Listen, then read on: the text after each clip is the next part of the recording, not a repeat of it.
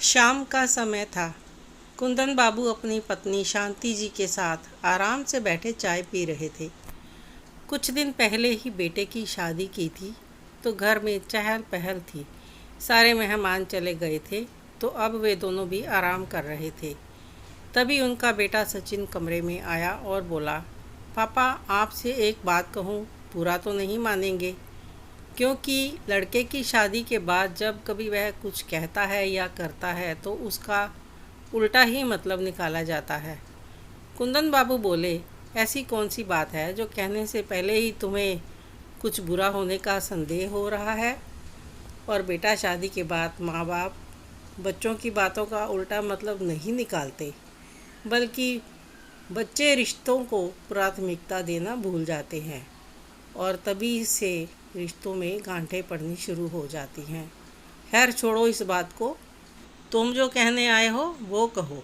पापा, आपका कमरा इतना बड़ा है कि माँ से उतनी साफ़ सफाई भी नहीं हो पाती है। देखिए तो उस कमरे की हालत कितना गंदा हो गया है। ऐसे भी आपके कमरे में बस एक अलमारी और एक पलंग ही तो है, जबकि मेरा कमरा बहुत छोटा है और रेखा के मायके वालों ने इतना सामान दिया है कि उस कमरे में पूरा नहीं आ रहा है। आप बुरा ना माने तो मैं सोच रहा था क्यों ना हम अपने कमरों की अदला बदली कर लें। कुंदन बाबू बोले, बेटा, अभी अभी तुमने जो बात कही कि बेटे की शादी के बाद माँ बाप बदल जाते हैं, उसका प्रमाण तो तुमने अभी दे दिया कि तुम्हारी माँ जिस कमरे में इतने सालों से रह रही है, अचानक तुम्हारी शादी के बाद वह कमरा तुम्हें गंदा लगने लगा। वहीं सचिन की माँ शांति जी बैठी थी।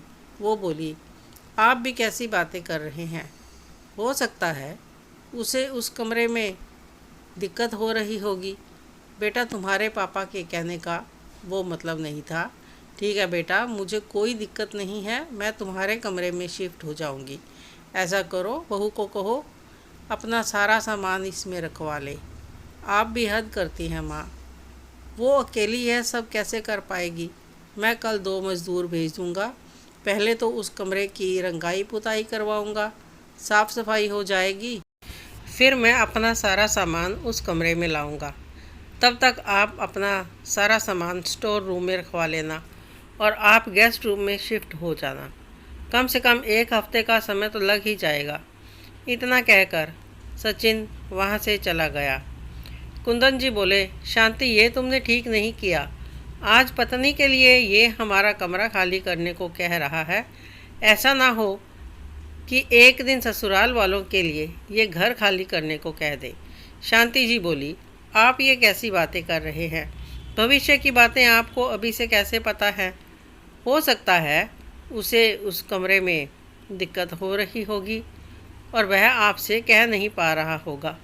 हमने तो अपनी ज़िंदगी जी ली, अब छोटे से कमरे में मुझे आपके साथ कोई दिक्कत नहीं होगी। कुंदन जी बोले, अपने सुख के लिए ये तुम्हारी तकलीफ़ भी नहीं देख रहा है, ये अच्छे लक्षण नहीं हैं। माँ की ममता अंधी होती है, यह बात तो मैंने सुनी ही है।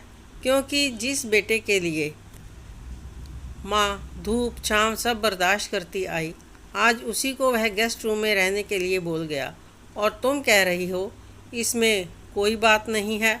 फिर एक दिन संजय बोला, पापा, मैं सोच रहा था कि गेस्ट रूम को भी नया जैसा कर दूंगा, क्योंकि मेरे ससुराल वाले भी यहाँ आते जाते रहेंगे तो उसकी भी ज़रूरत पड़ेगी। क्या कहते हैं? फिर दोनों काम एक साथ ही हो जाएंगे। वैसे पापा, आपके पेंशन के पैसे भी धरे के धरे रह जाते हैं, मेरे पैसों में तो मानो पंख लग जाते हैं। यह रंगाई पुताई का खर्चा आप देख लीजिए, क्योंकि मेरे खर्चे हैं कि बढ़ते ही जा रहे हैं। सचिन के जाने के बाद कुंदन बाबू शांति से बोले, तो शांति ने कुंदन बाबू को समझा बुझाकर शांत तो कर दिया, पर उसके मन में भी कहीं न कहीं यह बात खटक रही थी। 2 दिन बाद रंगाई पुताई शुरू हो गई। शांति जी किशोर बाबू के साथ गेस्ट रूम में रहने चली गई। शांति जी को अस्थमा की प्रॉब्लम थी और गेस्ट रूम बहुत दिनों से बंद पड़ा था, जिसके कारण उन्हें बहुत दिक्कत हो रही थी। बेटे के वो ससुराल वालों के चक्कर में अपनी माँ का कष्ट नज़र नहीं आ रहा था। कुंदन बाबू बोले, शांति, वह कहावत सुनी है तुमने, माँ का जी गाय का और पूत का जी कसाई का। कहावत तो बहुत पुरानी है। जिस बेटे के लिए तुम अपना सब सुख छोड़ रही हो, उसे तुम्हारा कष्ट तक दिखाई नहीं दे रहा है। तभी उधर से रेखा आई और बोली, पापा जी, आपका बेटा अगर आप लोगों पर खर्च करे तो बहुत अच्छा, अगर वही मुझ पर या मेरे मायके वालों के लिए कुछ करे तो आप लोगों को इतना बुरा क्यों लगता है। कुंदन बाबू बोले, बहू, अगर तुम्हारा पति अपने शौक मौज के लिए पैसे खर्च करना चाहता है तो बेझिझक करे। मैं उससे कभी हिसाब मांगने नहीं जाऊंगा, पर मैं अपने पैसे यूं ही खर्च नहीं कर सकता, क्योंकि मैं कमाता नहीं हूँ। इन सब बातों की चर्चा अपने पति से करो तो बेहतर होगा। इस विषय में मैं तुमसे कुछ नहीं कहना चाहता। इतना कहकर कुंदन बाबू घर से बाहर चले गए और उधर रेखा घूमती फिरती शांति जी को अलग होने वाली बात सुनाती रहती, जिससे एक माँ का कलेजा कांप जाता। करीब 2 हफ्ते बाद शांति जी और कुंदन जी बेटे के कमरे में शिफ्ट हो गए। अब उन्हें इस कमरे में अच्छा लगने लगा था। एक रोज़ दोनों पति पत्नी हॉल में बैठे चाय पी रहे थे और टीवी देख रहे थे, तो रेखा शांति जी को बोली, मम्मी जी, क्या पापा जी के साथ कमरे में बैठ सकते हैं? मेरी कुछ सहेलियां आने वाली हैं। शांति जी ने कुंदन बाबू को बोला, चलिए कमरे में चलते हैं, वहीं चाय पीते हैं। कुंदन ने शक की नज़र से शांति को देखा तो वह बोली, अरे बहू की कुछ सहेलियां आने वाली हैं, चलिए ना हम कमरे में बैठते हैं। इतना कहकर वह उन्हें लेकर चली गई। कई घंटे तक घर में शोर शराबा होता रहा। दोनों बूढ़े पति पत्नी को परेशानी तो हो रही थी, पर उन्होंने नज़रअंदाज कर दिया। काम वाली सब कुछ बनाकर अपने समय पर वापस चली गई। रेखा ने बहुत कहा, पर वह रुकी नहीं। रेखा शांति जी के पास गई और बोली, मम्मी जी, क्या आप मेरी मदद कर देंगी? कुंदन बाबू ने इशारे से शांति जी को मना किया, पर शांति जी बहू की मदद करने के लिए चली गई। रेखा बोली, मम्मी जी, क्या आप इन सब के लिए चाय बना देंगी? और इनके साथ किसी न किसी को तो बैठना ही होगा। तो मैं बैठ जाती हूँ। शांति जी चाय बना लाई तो रेखा की एक सहेली बोली, रेखा, तुमने अपने पति को तो अपने रंग में रंग लिया, पर इस घर को और घर वालों को भी अपडेट कर देती तो तुम्हारे स्टैंडर्ड के लगते। इतना सब कहकर वह सब हंसने लगी और उनके साथ रेखा भी हंस रही थी। यह बात शांति जी को अच्छी नहीं लगी। धीरे धीरे समय बीतने लगा। करीब 2 साल हो गए थे। एक दिन दोनों पति पत्नी बेटे के बचपन की बातों को याद कर रहे थे और मुस्कुरा रहे थे, और सचिन आया और बोला, पापा जी, आपसे एक बात करनी है, आप बुरा ना मानो तो कहूँ। तो कुंदन जी बोले, बेटा, मैं बुरा मान कर भी क्या कर लूँगा, और अपने पिता से कुछ भी कहने में कैसा संकोच। जो कहना है खुलकर कहो।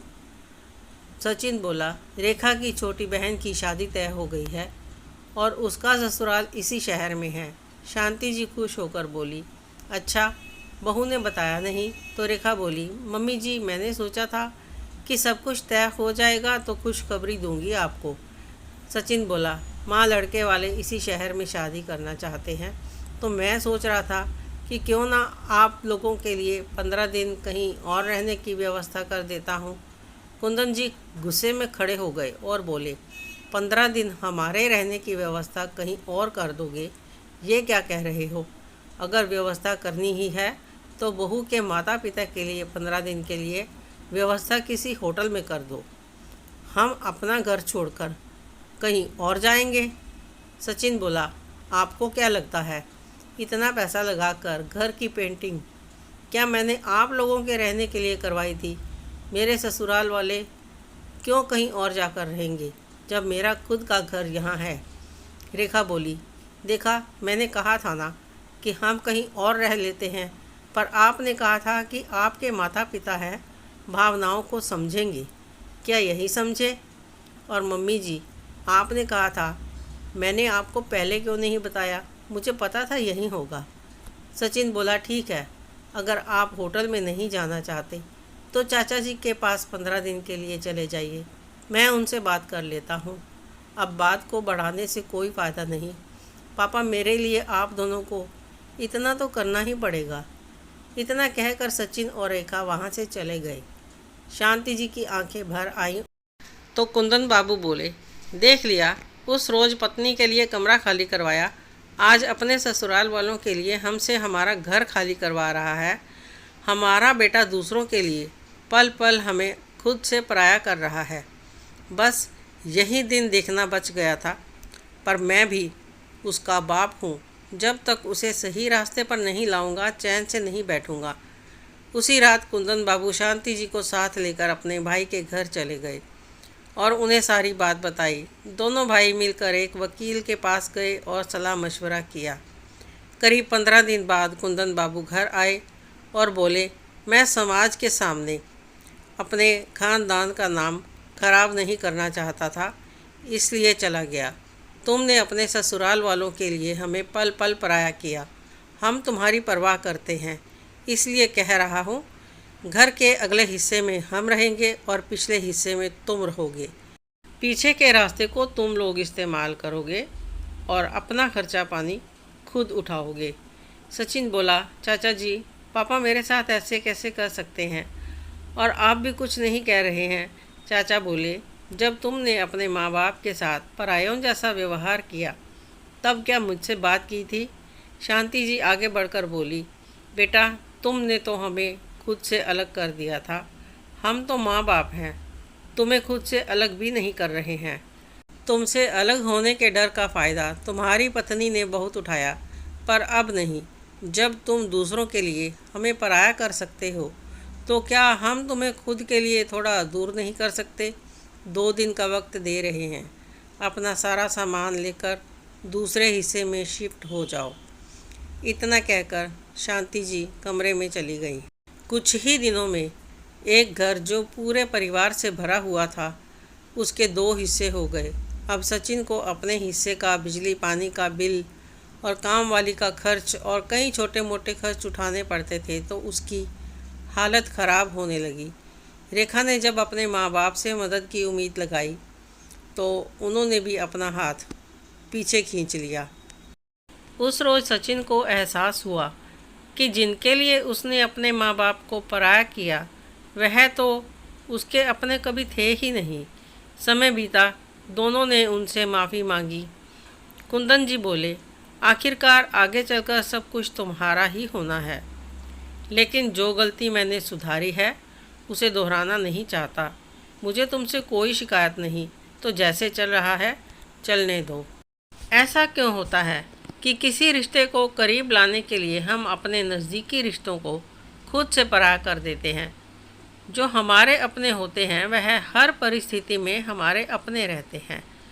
जो ज़रूरत पड़ने पर करीब आते हैं वह आपके अपने कभी नहीं होते हैं। नए रिश्ते जोड़ने का अर्थ यह नहीं कि अपनों को पराया कर दो। आपको यह कहानी कैसी लगी कमेंट करके ज़रूर बताएं। अच्छी लगी हो तो लाइक करें, शेयर करें, सब्सक्राइब ज़रूर करें। धन्यवाद।